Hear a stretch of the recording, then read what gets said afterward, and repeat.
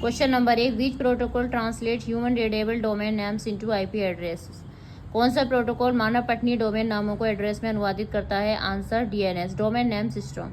Question number 2, Gyan Darshan launch by IGNOU refers to which one of the following? IGNOU द्वारा शुरू किया गया ज्ञान दर्शन किससे संबंधित है? Satellite based educational TV channel, उपग्रह आधारित शैक्षणिक TV channel. Question number 3, which of the following accurately defines to trojan horse virus? कौन सा ट्रोजन हॉर्स वायरस को सटीक रूप से परिभाषित करता है? Answer, a program that appears legitimate out performs malicious activities when executed. एक प्रोग्राम जो वैध प्रतीत होता है लेकिन निष्पादित होने पर दुर्भावनापूर्ण गतिविधियां करता है।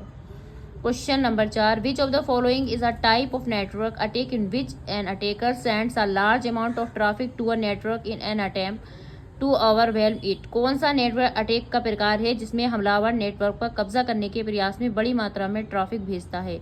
Answer, denial of service, DOS.